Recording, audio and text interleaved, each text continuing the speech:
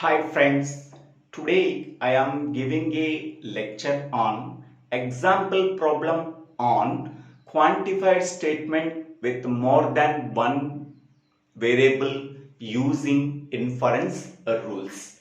In the previous video, we are already discussed about one example problem from the given statements, how we are deriving the conclusion from the given premises.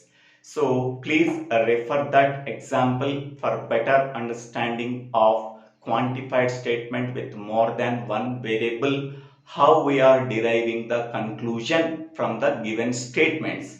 Now in this example, how we are deriving the conclusion from the given premises, okay, by using inference rules. Whenever the given premises contains more than one quantifier and more than one variable. Okay, so here show that negation P of A comma B follows logically from for all x, for all y, P of x comma y, conditional W of x comma y, and negation W of A comma B. So this is one premise, this is another premises. So two premises are given. So the given premises are these two. From that two premises, we have to derive the conclusion negation P of A comma B. Okay, to derive this conclusion from the given premises, we have to use inference rules. By using that inference rules, we have to derive this conclusion from the given premises. If it is derived, hence we can say that it is a valid conclusion. Okay, if it is not derived, hence we can say that it is a invalid conclusion. Okay, now we have to follow that procedure, how inference rules we are using to derive the conclusion. Okay, so I am taking first premise, first step in the derivation. Okay, so it is equivalent to, okay, for all x, for all y, P of x comma y, conditional W of x comma y.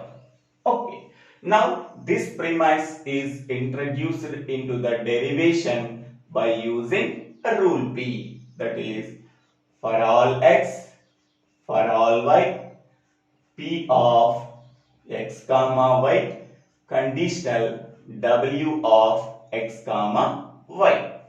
Okay, next one. Next premise is this one. This premise is introduced into the derivation by using rule P. So negation W of A comma B.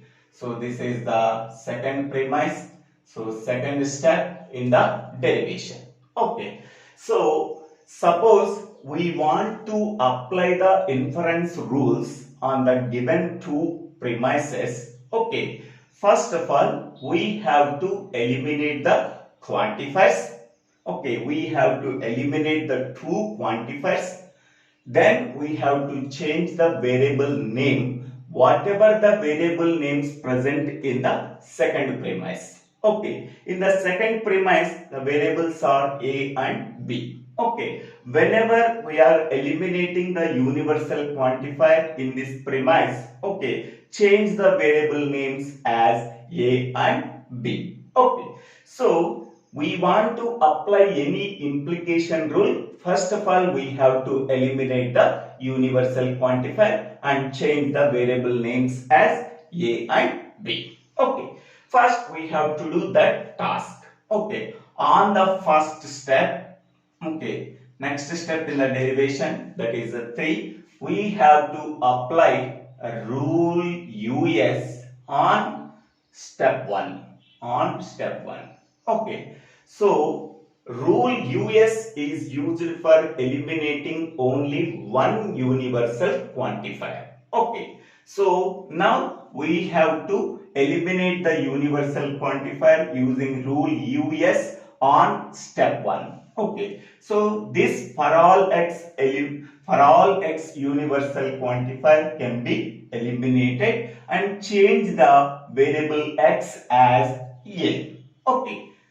So after eliminating the universal quantifier x, only for all y is remaining. Here p of, in the place of x we are substituting a comma y, conditional w of, in the place of x we are changing a comma y. Okay. Next on the same step again we are applying rule US on which step? This step, on the third step. Okay. So on 1 we are applying next step in the derivation. Now we have to eliminate this for all by universal quantifier using rule US, that is universal specification, on step 3. After eliminating the for all by universal quantifier, change the variable name y as b. Okay. After eliminating them, we are getting p of a comma b, conditional w of a comma b. Okay, so the two universal quantifiers are eliminated by using a rule US applied on step 1 and step 3. Okay, next here observe this one here, second step and fourth step. Okay, negation w of a comma b. Here p of a comma b, conditional w of a comma b. Okay, from that two premises we have to derive any new formula. Yes, we are applying I12 formula. So what is I12 formula? Negation q comma p conditional q implies negation p. Okay, by using this implication formula, we have to derive a new formula. Okay, applied on which step? So that is the second step and fourth step. Second step and fourth step. I12 we are using here rule T applied on second step and fourth step and I12. Here negation Q, in the place of negation Q, negation of W of A comma B is there. In the place of P, P of A comma B is there. In the place of Q, W of A comma B is there. Okay. From the two premises we are getting negation P. In the place of P, P of A comma is there. So negation of P is nothing but negation P of A comma B.